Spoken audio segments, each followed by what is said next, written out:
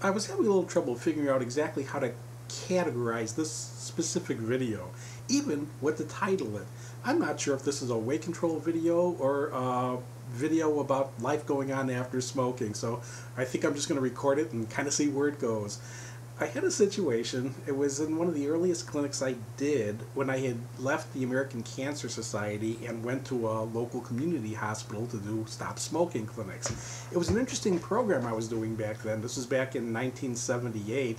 It was, again, a small community hospital, but it was a pilot program for the country. And it wasn't a pilot stop smoking program for the country. It was called a Good Health Program. It was a health promotion project that was based out of a hospital. See, up to this point, hospitals were only used to treat sick people. That's how people viewed what a hospital was. And we had people on this board of directors of this one hospital that thought hospitals should be doing more for prevention.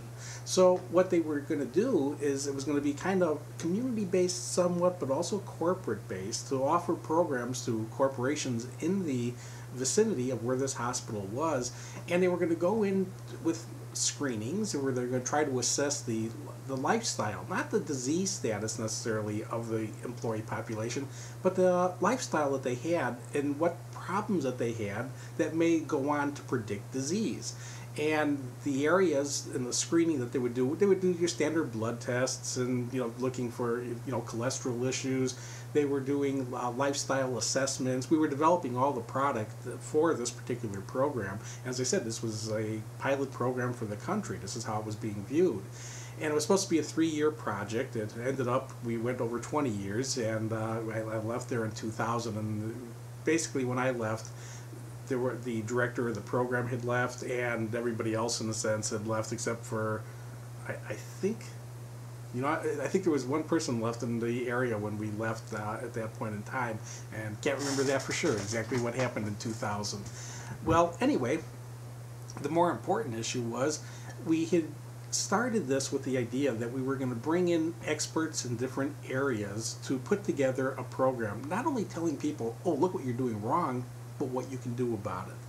I was the first person hired. I was handling the smoking cessation aspect of the program, and that's an easy one to identify. Are you a smoker? You got a health risk. If you're a smoker, you got a health risk. Here's something we can do about it. We're going to do this program. We also, after I was hired, a couple of months later, we brought in a nutritionist. We brought in an exercise physiologist. We brought in a person for stress management. They were all master's positions. And pretty much most of the people were new in the field. They had just got their masters. And, we were in a development phase of a program here. And we were starting to make corporate contacts, setting up screenings, and developing materials to use in these programs. Well, before I had done the clinic already a couple of months. As I said, I was hired before anybody else outside of the director. He was hired about 5 months before me.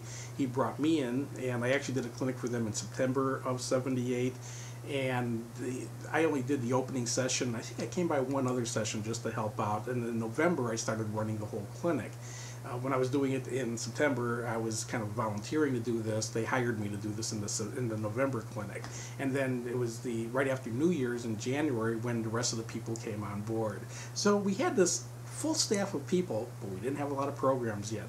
But we did have the smoking clinic going. Well, I had my second or third clinic already at the hospital, and we had a situation where we had a woman come in, and the first day of the clinic, she says to me, she just knows she's going to gain weight from quitting smoking. Everybody gains weight from quitting smoking. I said, well, not everybody gains weight from quitting smoking. Most people do, but most people substitute food, and that's why it's going to happen.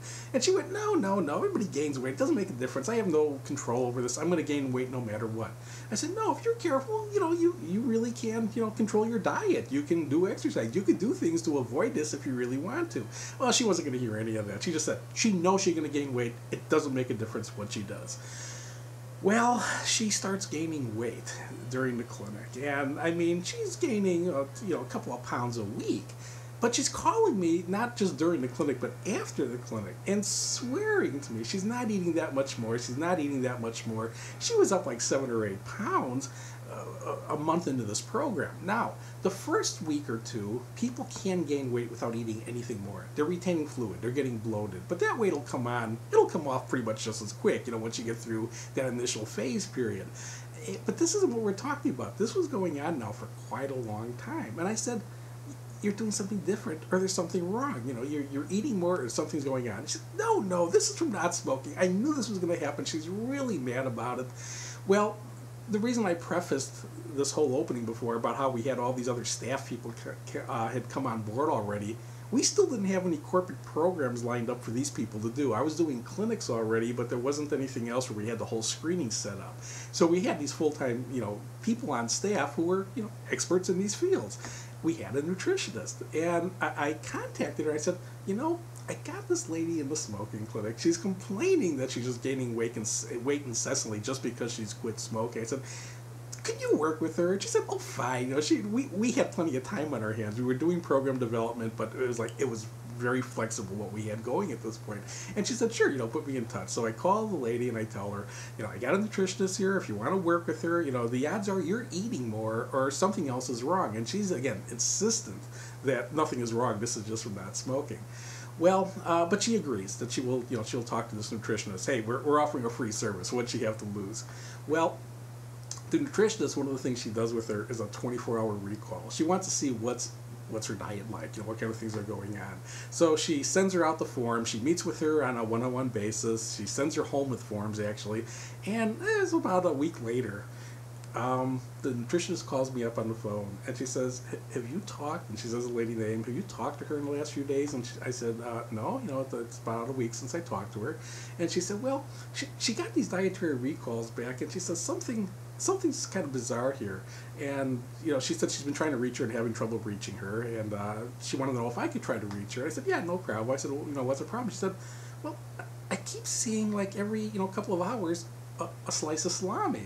I said, what? She says, I see a slice of salami every 2 hours. I mean, we're talking about, like 8 to 10 slices a day she seemed like she was eating. And she says, can you find out anything about this? So I said, oh, sure, and it took me a couple days to reach the woman, but I do get her on the phone. And I said, I talked to the nutritionist, and she had a question. She wanted to, get some sort of, clarification here. She said she's doing your dietary recalls, and she keeps seeing a slice of salami, every 2 hours or so. And she says, well, yeah, how during the clinic you talked about how, some people will substitute certain things, and, you had mentioned, if you really have to eat something, take a celery or a carrot. Now, and again, the reason I mentioned celery or carrots is they're low in calories. You're going to get sick and tired of them, and, they're not going to cause you any problem down the line. She said, well, she thought that was a really good idea to put something in her mouth like that, but she didn't really like celery or carrots. So she went out and bought a salami, and she was carving a slice off every couple of hours and rolling into a little cigarette and eating it. Well, here's again where she's saying, well, when I was talking to her prior to this, I'm not eating that much more. I'm not eating that much more. She was eating a slice of salami every 2 hours. I mean, we're talking about a lot of calories in every single slice, and she's doing it 10 times a day. We're talking about a lot of salami here that was getting consumed. So right away, we identified an issue with her. I said, get off the salami. And then again, the nutritionist said the same thing. She showed her what calories she was eating and what this was going to turn into. But this woman said, oh, it doesn't make a difference what I eat. I mean, this is a metabolic thing. This is just what's going to happen to people when they quit smoking. So we said, well, get rid of the salami. Well, she gets rid of the salami, and her weight gain slows up, but it's still going on. She's still gaining. And a month or so went by. She was up another 7 pounds or so. And, she had now gained quite a bit of weight here, over this. This was now getting close to maybe a 3-month period, from the time this whole thing started. And at this point, and she was still doing the dietary recalls, and because we figured there was something else she was doing that she's not telling us, but she's swearing up and down she's not eating anymore now. This, she's being honest on the recall. So finally I said, if you're gaining like this still, and you swear you're not eating anymore, get checked out. There's something wrong here. But again, she's refusing. No, this is not smoking. This is what happens. So she doesn't do anything for another month or two. And again, in another month or two, she's still up another 5 or so pounds. So now we're talking about an accumulation. And I think by the time she went to the doctor, she was somewhere between 15 or 20 pounds heavier than before she started this process here. And finally, we convinced her to go to a doctor. I said, if you're telling me the truth, and she's swearing she's telling me the truth, I believe she was telling me the truth, as far as, but I believed it before, but again, her truth was kind of tainted, until we got the recalls back. But I believe she was telling me the truth. I said, get checked out. There's something wrong here. And again, she dismissed it all along. She finally goes to a doctor. Within a matter of days of going to a doctor, she's getting blood tests back. She's got a thyroid problem. And there was a growth on her thyroid. And from the size of the growth, the doctor knew. He said, oh, this thing has been here for at least 6 months to a year. She had an existing problem. And was smoking maybe masking that problem early on? Maybe. Or maybe this was just when it was going to start manifesting, with a symptom. But here what she did is she ignored a symptom her body was telling her. She was gaining weight. She was writing it off to not smoking and doing absolutely nothing about it. She's just going to keep writing it off to not smoking. And what it turned into was she had a condition. She had a condition that needed treatment. She had to have, if I remember right, she had to have surgery for the thyroid.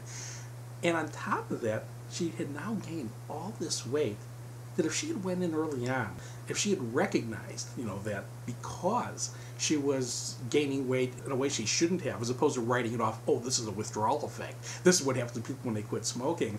They would have done the surgery probably sooner. They would have had her on medication sooner, and she could have avoided a lot of that weight gain. There may have been some of that weight gain that would have occurred, but it probably wasn't going to be the full amount that she had now put on, and now she was going to have to work at getting off. I mean, the real lesson in here, and again, this is why I'm not sure if this is a weight control one because of what she was doing with the salami, or if it's one about learning to listen to your body. It really is a combination of both. Listening to your body and realizing if something is going on beyond the initial withdrawal, that something really isn't right, don't keep writing everything that goes wrong in your life to the fact that you quit smoking. Is it possible that quitting smoking has a potential of maybe causing a problem that's occurring now? Maybe it's possible. But you know what?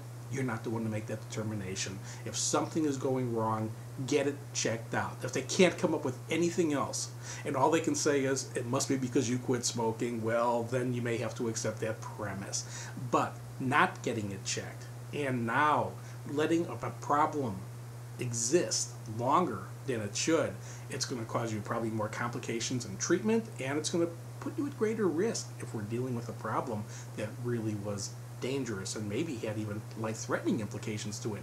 You don't want to write off symptoms now to, oh, I quit smoking, this is why it's happening. Life goes on after you quit smoking. People who never smoked a day in their life get conditions that can be dangerous. People who are ex-smokers get conditions which can be dangerous, and in a sense they get them more often than never smokers. People who smoke get conditions that could be really dangerous, and they get them more than anybody else when it comes down to it, of never smokers or ex-smokers. As soon as you quit smoking, you start reducing risks, but there still are risks there, and you don't want to write off symptoms. It's going to cause you probably more problems down the line and more struggles down the line than if you face them head on.